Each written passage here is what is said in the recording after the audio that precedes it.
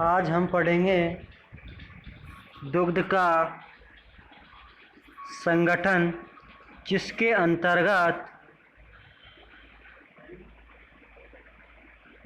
दुग्ध के संगठन में कौन कौन सी चीज़ आती हैं उनके बारे में अध्ययन करेंगे। जैसे दुग्ध के अंतर्गत पानी, फैट, वसा, दुग्ध प्रोटीन, दुग्ध शर्करा, खनिज लवण, एंजाइम, विटामिन्स आदि दुग्ध के अंतर्गत आते हैं। उनके बारे में हम अध्ययन करेंगे। जैसे पानी है तो दुग्ध में सर्वाधिक मात्रा में पानी पाया जाता है।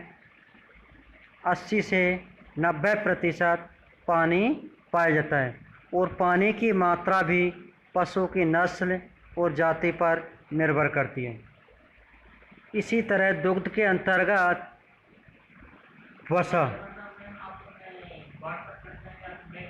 वसा भी पाई जाती है,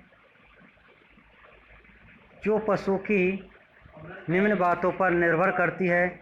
जैसे पशु की कौन सी नस्ल है, पशु के लिए आप क्या आहार खिला रहे हैं, तो उसके अनुसार फैट % बढ़ती है। 98 से 99% दूध वसा ग्लिसरॉइड के रूप में होती है और जिसमें 64 प्रकार के अमीनो अम्ल पाए जाते हैं। दुग्ध वसा का रंग दूध में उपस्थित कैरोटीन की उपस्थिति पर निर्भर करता है। यानी जब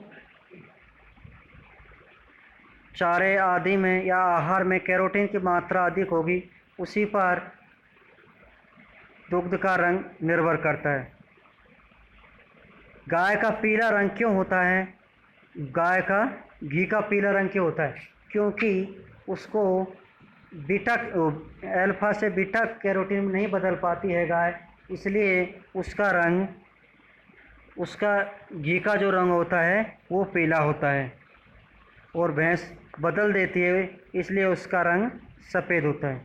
दुग्ध के अंतर्गत प्रोटीन पाया जाता है, तो दूध में केसिन, अल्फा लैक्टोमिन, बीटा लैक्टोमिन आदि प्रोटीन पाए जाते हैं, जो निम्न प्रकार से उपस्थित होते हैं।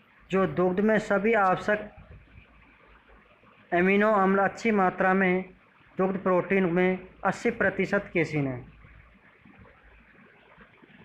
केसिन गाय के दुग्ध में 3% और भैंस के दूध में 4.3% पाया जाता है।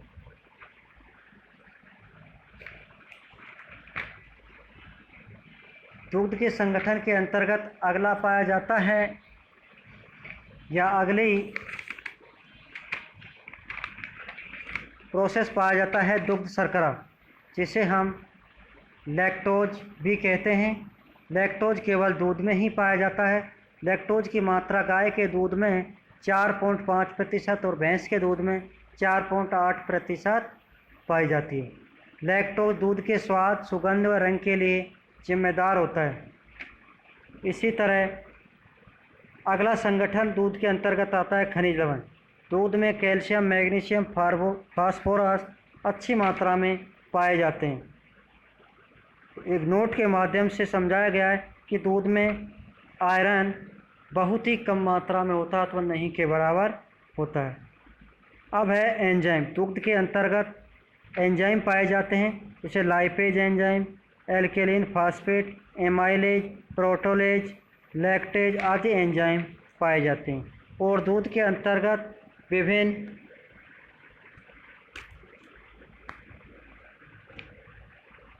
विटामिन्स पाए जाते हैं, जैसे thiamine, riboflavin, vitamin A, vitamin E, vitamin B आदि दुग्ध के अंतर्गत पाए जाते हैं। तो कुल मिलाकर के दुग्ध के संगठन में 7 चीज़ों का वर्णन होता है, जैसे पानी, वसा, दुग्ध प्रोटीन, दुग्ध शर्करा, खनिज लवण, एंजाइम और विटामिन आदि का संगठन मिलाकर दुग्ध का कंस्ट्रेशन किया जाता है कि किस नस्ल के या किस आहार पर कौन सी चीज़ आधारित होती है। तो अगली क्लास में हम पढ़ेंगे कि दुग्ध की गुणवत्ता व क्वालिटी पर